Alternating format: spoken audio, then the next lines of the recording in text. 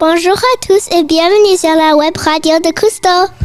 Aujourd'hui, nous sommes 4 pour vous présenter cette nouvelle émission du mois de janvier. Je suis Cameron, je suis en 6e.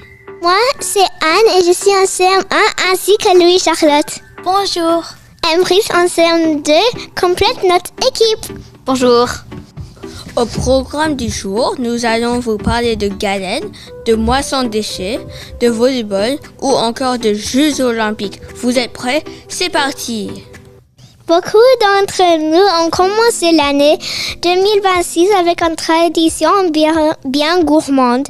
En effet, chaque année, le 6 janvier, on fête l'épiphanie, qui est un mot grec qui signifie apparition. C'est une référence à la mystérieuse visite des 3 rois mages à un enfant. Mais cette fête existe depuis bien plus longtemps. À l'origine, on fêtait en effet les premiers jours de janvier parce que les plantes recommençaient tout doucement à pousser. Les Égyptiens fêtaient la renaissance du dieu Osiris et les Grecs célébraient Dionysos. Les Romains, quant à eux, honoraient le dieu Saturne. De nos jours, il y a de différentes façons de fêter cette journée à travers le monde. N'est-ce pas, Louis-Charlotte? Absolument, Anne. En France, la tradition est de manger une galette. C'est la galette des rois. Dans ce gâteau rond à la frangipane, une fève est cachée. Le plus jeune participant se met sous la table et désigne pour qui est chaque part. Celui ou celle qui trouve la fève est le roi ou la reine de la journée. En Espagne, les rois mages apportent des cadeaux aux enfants et en Italie, c'est la Befana, la bonne fée, qui les distribue pendant la nuit. Au Brésil, des groupes de Folia dos Reis rassemblent, entre autres, les 3 rois mages et un clown parcourt les rues de Noël jusqu'à l'épiphanie en chantant et jouant de la musique de maison à maison. La galette des rois, c'est tellement bon et nous avons de la chance car Emrys va nous partager sa recette. Alors, pour faire une galette des rois, c'est très simple. Vous aurez besoin de 2 pâtes feuilletées, 3 œufs, 1 cuillère à soupe de sucre, 120 g d'amandes, 65 g de beurre mou et une fève. Commencez par mélanger 2 œufs, le sucre et les amandes. Coupez ensuite 2 ronds dans la pâte feuilletée. Étalez le mélange aux amandes sur un des ronds, ajoutez la fève et recouvrez le tout avec le 2e rond de pâte. Pincez bien les bords pour fermer la galette. Étalez un œuf battu au pinceau sur tout le dessus de la galette.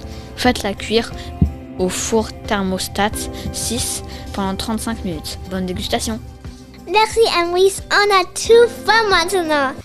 Cameron, un événement très important est sur le point de commencer. Tout à fait, Anne. Ce week-end, c'est l'ouverture des Jeux olympiques d'hiver. Peux-tu nous expliquer ce que c'est? Les Jeux olympiques trouvent leurs origines dans la Grèce antique, à l'Olympie, où ils se tenaient tous les 4 ans comme un festival religieux et sportif en l'honneur de Zeus. Le premier jour, c'était la cérémonie d'ouverture, où on faisait des sacrifices pour Zeus. Le jour suivant, c'était les épreuves sportives. Il y avait la lutte, la course à pied, le lancer de javelot, le saut en hauteur et le lancer de disque. Le dernier jour, c'était les récompenses. Il n'y avait pas encore de médailles, mais on offrait une couronne d'olivier aux vainqueurs, comme symbole d'honneur et de gloire. La flamme olympique n'existait pas non plus à ce moment-là. Elle fut choisie lors des Jeux modernes comme une référence au feu sacré qui brûlait toujours dans le temple d'Hestia en Grèce antique. Oh, ça remonte à très longtemps alors. Tu sais, Anne, en fait, il n'y a plus de jeux après l'Antiquité jusqu'à ce que quelqu'un y repense des siècles plus tard. Pierre de Coubertin est né en 1863 à Paris. Il adorait le sport. Un jour, il eut l'idée de créer des jeux sportifs universels auxquels tout le monde pourrait participer. À l'époque, l'archéologie était à la mode et on venait de découvrir des statues et des vases anciens représentant les Jeux olympiques de la Grèce antique. Pierre se dit alors qu'il pourrait réinventer les Jeux Olympiques. Les Jeux Olympiques modernes furent donc créés en 1894. Au début, il n'y eut pas beaucoup de succès. Par exemple, lors des deuxièmes Jeux, il n'y eut que 27 participantes. Mais aujourd'hui, ce sont 206 nations qui participent, ce qui représente des milliers d'athlètes. Et tout ça dans un esprit d'amitié, de fair play, de dépassement de soi et de fraternité entre tous les pays participants, comme le voulait Pierre de Coubertin.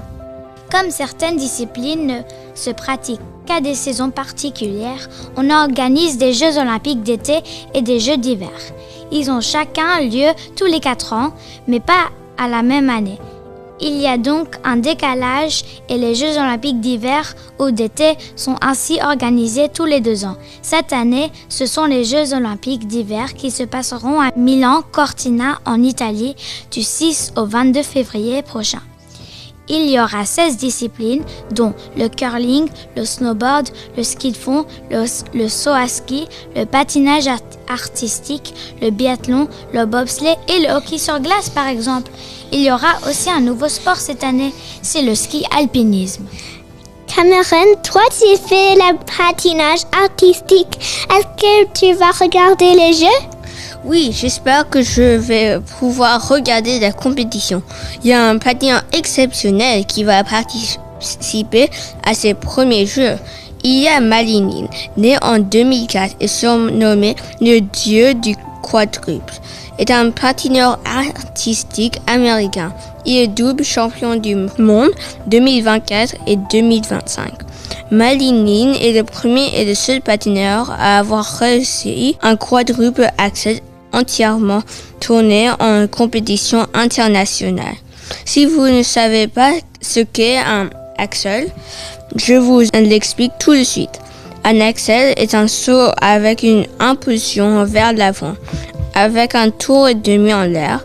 Ça veut dire qu'un quadruple axel représente 4 tours et demi en l'air. C'est un grand exploit. Ilya Malinin a donc toutes les chances de remporter son premier titre olympique. Les Jeux olympiques de 2026 seront aussi un peu l'occasion d'un duel amical entre la France et le Canada, même si chaque pays a sa spécialité.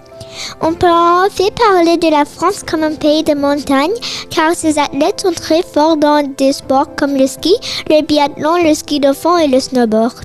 Le Canada est plutôt un pays de glace. Ses athlètes excellent en patinage, en curling et en hockey sur glace par exemple. Enfin, 2 skieurs de fond originaires de Colombie-Britannique, Jasmine et Rémi Drolet, participeront également à ces Jeux. Les amis, on arrive presque au bout de notre émission, mais il y a encore tant de choses à dire que nous vous présentons quelques nouvelles en bref. D'abord, toute l'école a participé au mois sans déchets. Des affiches sur le tri et le recyclage ont été créées et affichées dans les classes et les couloirs pour nous rappeler comment mieux protéger la planète. Nous avons aussi vécu une semaine sans gaspillage alimentaire. Les élèves ont essayé de prendre seulement ce qu'ils pouvaient manger pour éviter de jeter de la nourriture et réduire les déchets. Autre nouvelle importante, le concours EcoArt Contest est lancé. Chaque élève peut créer un œuvre d'art à partir d'objets de récupération seul, en petits groupes ou avec toute sa classe. Les œuvres devront être prêtes pour le 27 février. Pour s'inscrire, il suffit d'aller voir Monsieur Pironnet. Le 21 janvier, l'école a organisé une Alumni Night. Plusieurs anciens élèves de Cousteau sont revenus pour répondre aux questions des élèves et des parents sur leur parcours après l'école. C'était un super moyen de se projeter dans l'avenir et de voir où Cousteau peut nous mener. Côté sport, Cousteau Athlétique a créé sa première équipe féminine de volley-ball. C'est une grande étape pour nos sportives de 5e qui vont maintenant représenter l'école dans ce nouveau sport d'équipe. Elles ont eu leur première rencontre de la Ligue de North Vancouver Elementary Athletic Association ce mardi et d'autres matchs auront lieu chaque semaine jusqu'en mars. Bravo et bonne chance à elles!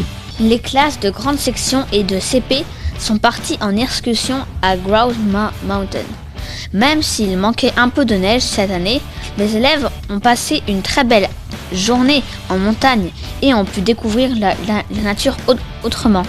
Enfin, les élèves ont participé à la dictée PGL. C'était une belle occasion de travailler l'orthographe et la langue française avec des résultats à venir bientôt. Bravo à tous les participants.